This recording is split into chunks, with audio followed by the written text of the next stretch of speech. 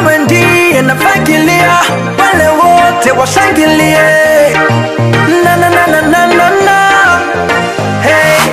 Producer konga biti niweke mashahili walipotia wote na washinda hujisili najamini sana kumzijia kali yachi na goswa na yes every day kila wakati sijapewa shuja na maposta kidunia wakishapata pesa na dini wanachilia ile bwana yesu amenibadilisha nikafika kwake kazini kunidekesha yale niliyotenda baba nasema asante nitatukuza jina lako nikisema amen namwambia mungu sijamwambia masifa na ninakaza mwende kupitia ndani safer hey. Mtoto wa gani mjukuu wa Bulaham toka sijaza leo ulikuwa unanifahamu ulinipenda ukanifanya chombo chako nikiimba vesi hii ya jele pendo wako nimekubalika kufuata baki nami Yesu nikianguka basi nishikia mkononi everyday nitatukuza jina lake Alfa na sitalodi nyuma mini waki hadi kufa I'm so proud kwa kuwa tumekutana na niko na imani toka kwako Bwana itasimama kwenye imani ni watasili kama Yobu nitashinda matatizo na vumilia majaribu yo mazina ni Shema TOUSSAIN ariko ku muziki ni Shema sengera muri tempo Kabuga ikindi ndo umuhanzi ukora injyana ya hip hop gospel ibyo ninacheka kama niko nawe Jesus sina ogarikiwa nawe natushaka kwako nimetata yani nimefika siwe mbali na kitaji kila dakika umenibadilisha ukanilinda vikwazo umenibadilisha kweli hivi sina matatizo nabaki nawe nubwo byaba ndi mu bigeragezo yale niliyotenda baba nasema asante nitatukuza jina lako nikisema amen namwambia mungu sijamwambia masifa na ninakaza mwende kupitia ndani safer My God, wewe ni mwanzo na mwisho. My God, hari project nyinshi ndi gupanga gukora muri okay project ya mbere irasohoka vuba ariko izindi ziraza nka nyuma y'icyunamo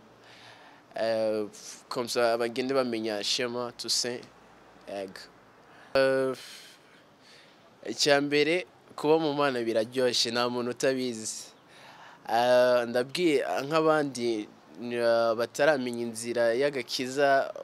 kwakira umwami Yesu n'umukiza mu bugingo bwabo injyana dukora habamo ubutumwa bwinshi ushobora kuba wumva verse yanjye ukumva hari akantu kaguha imbaraga ukumva ati uyu muntu arankozeho aramvuze ni byiza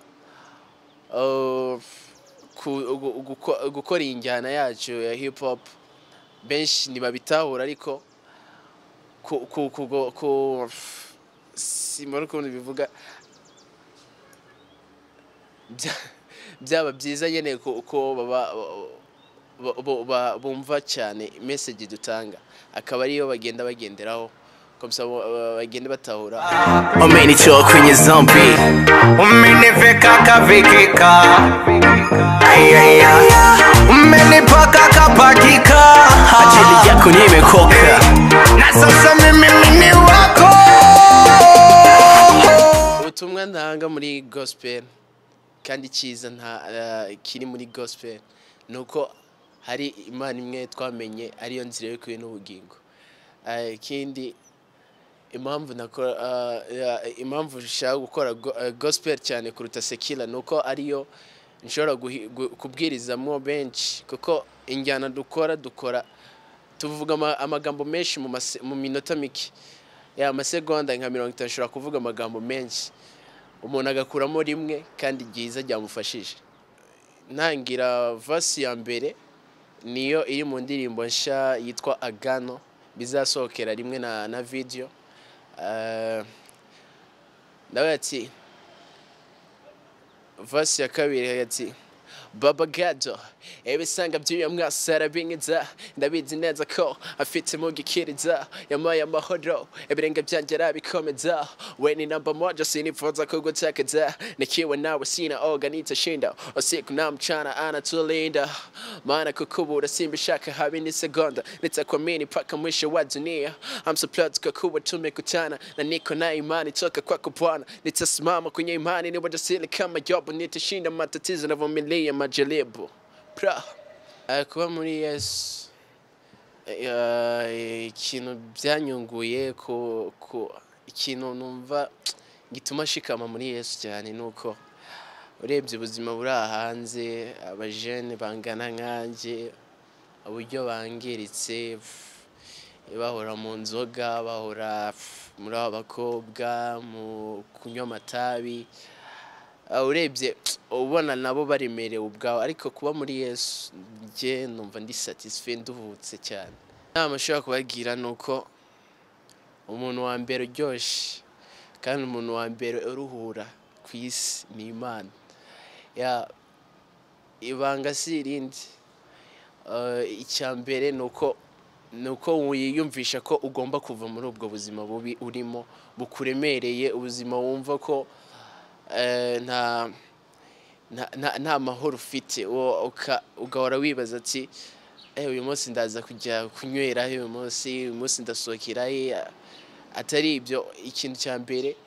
egera Imana yiyumvishe ko ugomba kubivamo ibyo byaha byose ubundi Imana izagusanganira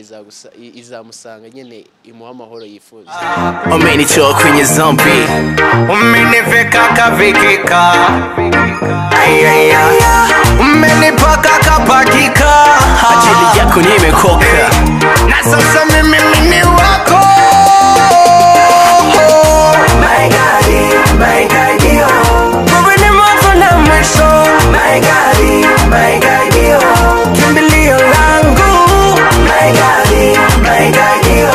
nikufananisha na nani my God yo my God ay ay ay ay ay ay baba ay ay ay Shamo the Kim B14 ay ay